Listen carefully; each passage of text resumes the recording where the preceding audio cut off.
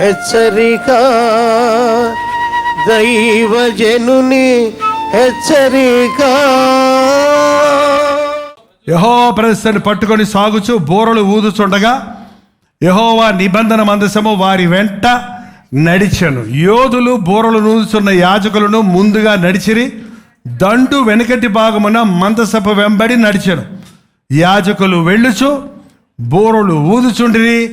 మరియు యెహోషువ, మీరు కేకలు వేయుడని నేతో చెప్పు దినము వరకు మీరు కేకలు వేయొద్దు, మీ కంఠధ్వని వినబడనివ్వద్దు, మీ నోటి నుండి ఏ ధ్వనియు రావలదు, నేను చెప్పునప్పుడే మీరు కేకలు వేయవలనని 6 రోజులంట.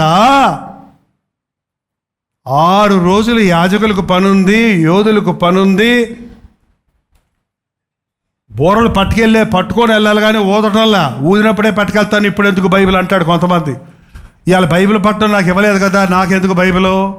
ఇవాళ బైబిల్ పట్టడం ఉందా, అయితే వాళ్ళ బైబిల్ పట్టుకెళ్తానంటారు. ఇప్పుడు ఆంధ్రాలో మీకు తెలియదు, చాలా సంఘ పెద్దలు బైబిల్ ముందు చెప్పలేదే, బైబిల్ తెచ్చుకోవాలి, ఏదైనా బైబిల్ అంటాడు అక్కడికి వచ్చి. ఏంటంటే ఎప్పుడూ నీతో బోర్ ఉండాలి, ఊదమన్నప్పుడే ఊదాలి. ఎప్పుడూ నీ స్వరం నీ నోరు నీకుంది, కానీ దేవుడు కేక వేయమన్నప్పుడే కేక వేయాలి. అవసరం లేనప్పుడు మాట్లాడితే ఏమవుద్దండి?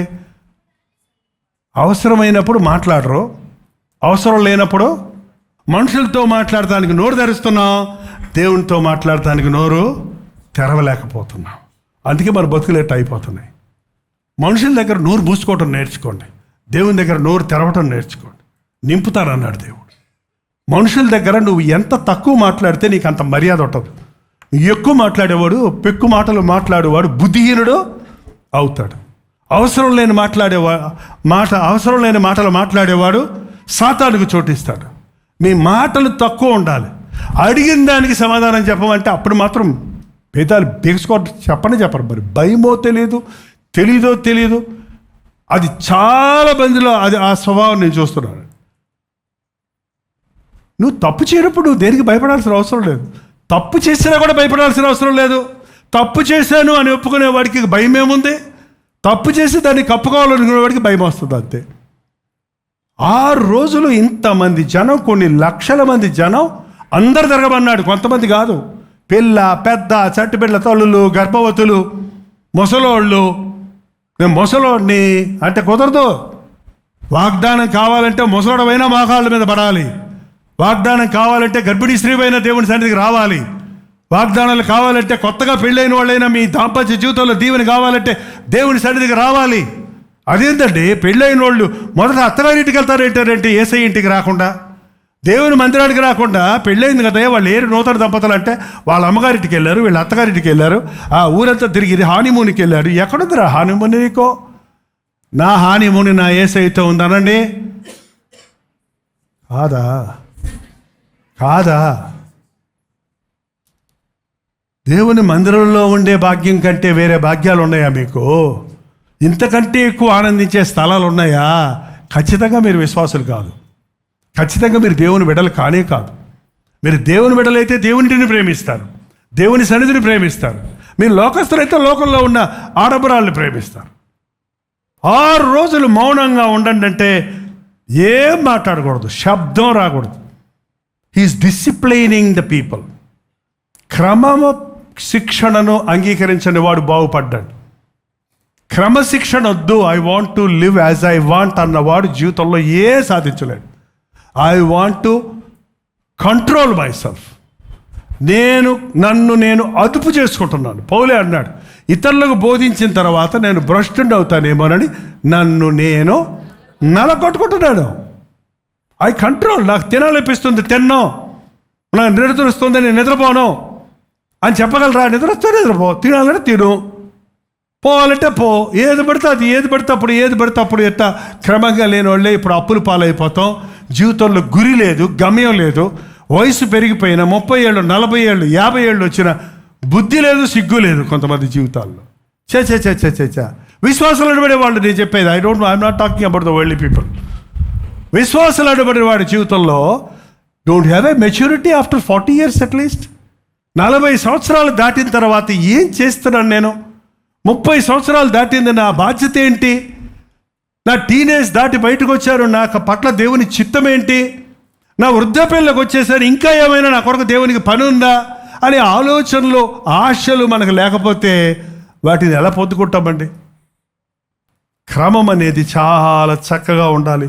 అప్పుడే దేవుడి గొప్ప కార్యాలు చూస్తాం. ప్రార్థన. పరిశుద్ధుడా, ప్రేమగల తండ్రి, మరొకసారి నీ పాదముల దగ్గరకు వచ్చి ఎన్నో విషయాల్లో మేము అవిధేయులమయ్యామని, ఎన్నోసార్లు నేను దుఃఖపరిచామని, ఎంతో దూరం వెళ్ళిపోయి ఉన్నామని, ఇదే స్థాయిలో మేము ముందుకు సాక్క మా ముందున్నటువంటి ఆటంకాలను అధిరోహించి, మా బలహీనతలను అధిరోహించి, మా సమస్యలను మా కాళ్ళతో తొక్కుకుంటూ ఎక్కిపోయే సంవత్సరంగా మాకు మా అడ్డంకులను, అవరోధాలను దాటిపోయే శక్తిని మాకు దయచేయి. అది నీ మాట వెళ్ళటం వల్లనే కలుగుతుందని, అది నీ చిత్తము చేయటం వల్ల జరుగుతుందని మేము నమ్మడానికి సహాయం చేయయ్యా. ఇన్ని అవకాశాలు ఇచ్చావు, ఇన్ని డోర్స్ మా ముందు తెరిచావయ్యా. మా పనులు నమ్మకంగా చేయడానికి సహాయం చేయి.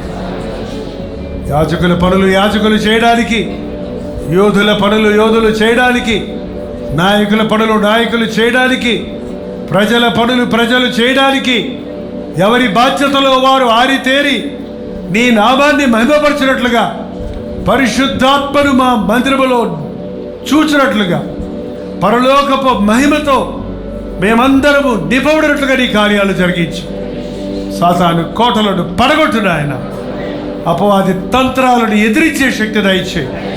పరిశుద్ధాత్మని కార్యాలు ఇది మొదలుకొని మా జీవితంలో జరగని అయ్యా. ఆత్మతో సత్యముతో నిన్ను ఆరాధించే వారిగా చేయి.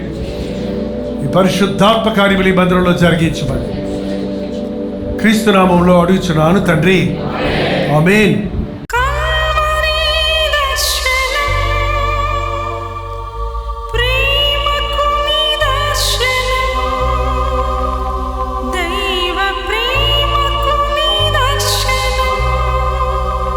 తెలుగు, తమిళ, హిందీ, మలయాళం, బెంగాలీ, ఒరియా అనే 6 భాషల్లో టెలివిజన్ ప్రోగ్రామ్స్ కొనసాగుతూనే ఉన్నాయి.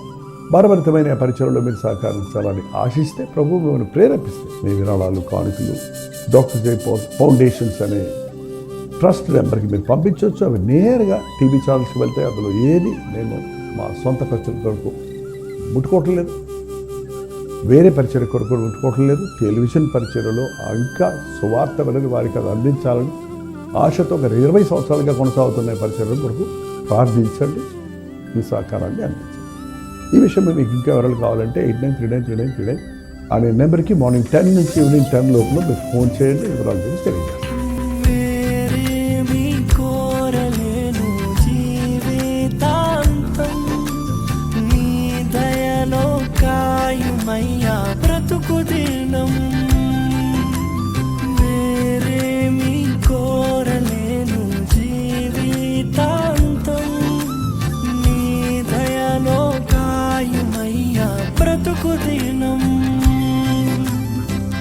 నీలాంటి దైవం ఎవరు విశ్వమున లేనే లేరు, నీలాంటి దైవం ఎవరు విశ్వమున లేనే లేరు.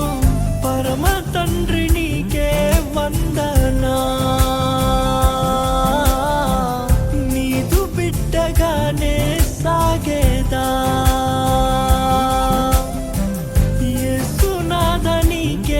వందనా, జీవితాంతం నీకై బ్రతికేదా.